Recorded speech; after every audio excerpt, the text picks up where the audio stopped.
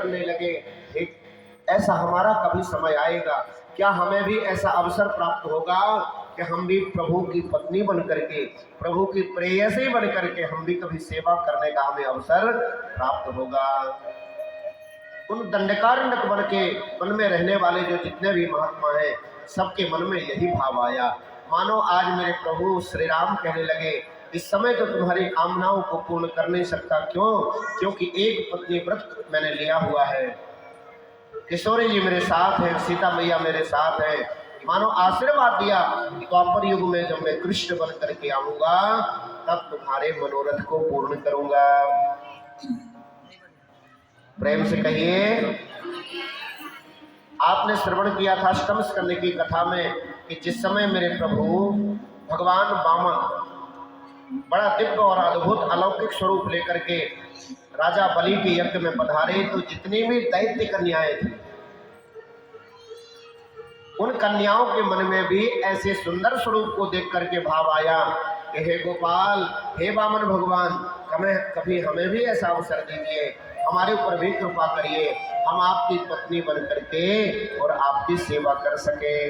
वामन भगवान ने मन ही मन आशीर्वाद दिया, द्वापर युग में तुम्हारी कामनाओं को भी मैं पूर्ण करूंगा। सुनो,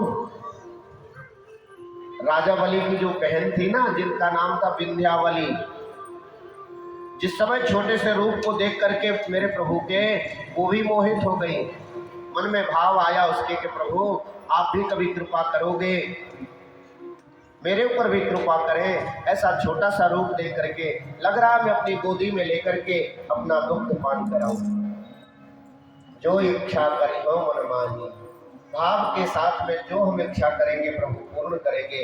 मेरे प्रभु ने कहा द्वापर में वो भी करूंगा। भगवान कितने छोटे बन करके गए थे, वामन मूल के, लेकिन जैसे ही 3 पग पृथ्वी को नापने के लिए मेरे प्रभु ने विराट रूप धारण किया, तो वही विंध्यावली राजा बलि की बहन जो कह रही थी अपने गोदी में लेकर के स्तनपान कराती, वही विपरीत सोचने लगी। मुझे क्या पता था कि ये 1.5 बिलान का बालक इतना बड़ा होकर के मेरे भाई को छल लेगा। अगर मुझे ऐसा पता होता, अरे दुष्ट, तुझे तो मैं अपने स्तनों में जहर लगा करके मार देती। प्रभु ने कहा यो मस्तु, इस कामना को भी मैं द्वापर में ही, वही विंध्यावली राजा बलि की बहन ब्रज में क्या बन करके आई, पूतना, मौसी जी। बोलो राधे राधे।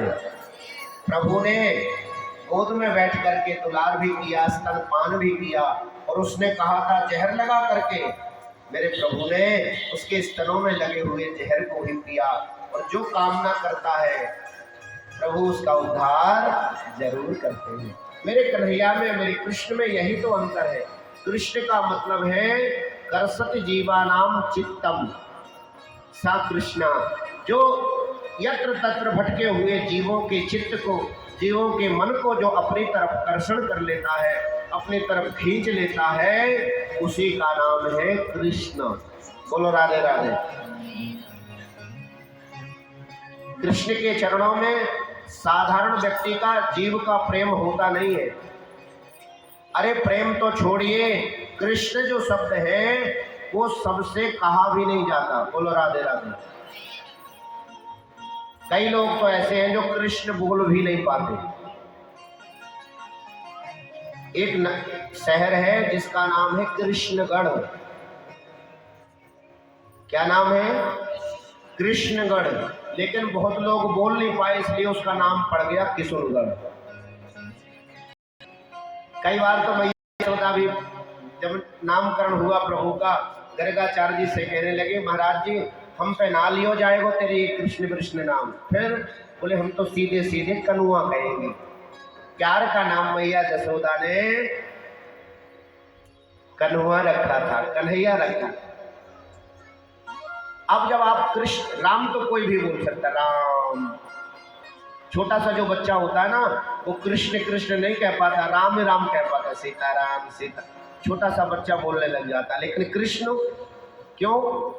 क्योंकि कृष्ण में जो कांटा लगा हुआ है, ध्यान से सुनना, जब हम कृष्ण लिखते हैं तो रिकार नहीं इकार लगेगा, कृष्ण कांटा। कृष्ण के का नाम भी टेढ़ा। और जब कन्हैया खड़े होते हैं तब हाथ इधर होते हैं, एक पैर के ऊपर दूसरा पैर। कृष्ण का नाम भी टेढ़ा और चाल भी टेढ़ी और लीला भी टेढ़ी। बोलो राधे राधे। लीला कैसी है? आपने कहीं भी नहीं सुना होगा कि राम जी जब वहां गए तो किसी भी अनजान युवती के गले में गलवैया डाल करके प्रभु और ठिठोले करने लगे ना। लेकिन ये कृष्ण चरित्र में दर्शन होता है। तो नाम टेढ़ा, रूप टेढ़ा और लीला टेढ़ी। बोलो राधे राधे। और धाम भी टेढ़ा। प्रभु के धाम का क्या नाम है?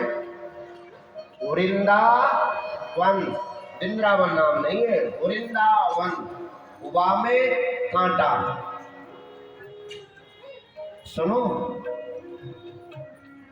बहेलिया जिस कांटे से मछलियों को पकड़ते हैं उसका नाम भी होता है बंसी। सादा भाषा में लोग बंसी बोल देते हैं। उसमें जो कांटा लगा हुआ है, मालूम मछली कैसे पकड़ी जाती है? कांटे को डाल देते हैं, डालने के बाद मछली कुछ उसमें आटा वाटा लगा करके मछली जब खाने आती है तो मुंह में रखती है और जब निकलने लग जाती है तो उल्टी फंस जाती है। आहा, इस सांवले सलोने की ठीक उसी प्रकार से है। ये नाम टेढ़ा, रूप टेढ़ा, लीला टेढ़ी और काम भी टेढ़ा। और जब ये टेढ़े पर मन फंस जाता है व्यक्ति का तो फिर निकल नहीं पाता।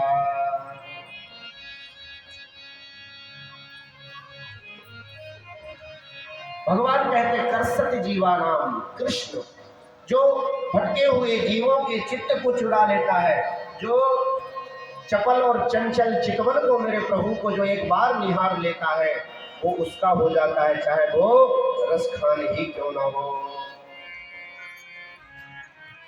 तो दैत्य कन्या,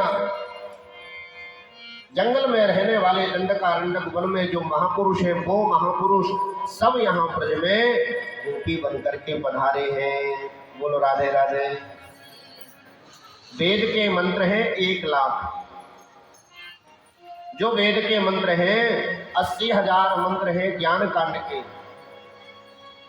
जो उपासना कांड के मंत्र हैं वो भी शायद श्रुति रूपा, यानी वेद के जो मंत्र हैं वो भी आज गोपी बन करके सब ब्रज में पधारे हैं।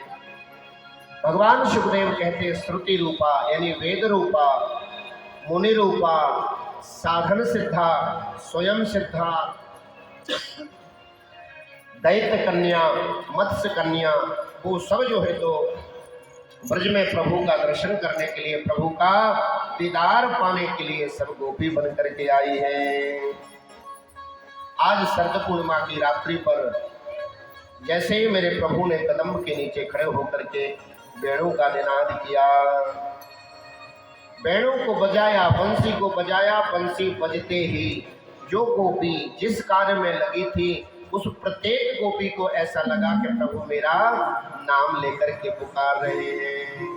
निसम्य गीतम तदनंग वर्धनम ब्रज स्त्रिया कृष्ण गृहीत मानसा। आज प्रत्येक गोपी को ऐसा लग रहा है कि आज प्रभु मुझे पुकार रहे हैं, प्रभु मुझे पुकार रहे हैं। और जो गोपी जिस कार्य में लगी थी अपने कार्य को छोड़ती है और दौड़ पड़ती है कहाँ? यमुना के किनारे। भगवान सुखदेव कहते हैं आज अकूरन्यो न मलक्षितोद्यमा संयत्र कांतो जबलोल कुंडला कृष्ण गृहीत मानसा। आज प्रत्येक गोपी का मनो प्रभु की तरफ खिंचा चला जा रहा है, खिंचा जा रहा है। ऐसा लग रहा है कि प्रभु हमें पुकार रहे हैं, प्रभु हमें बुला रहे हैं। एक गोपी गाय के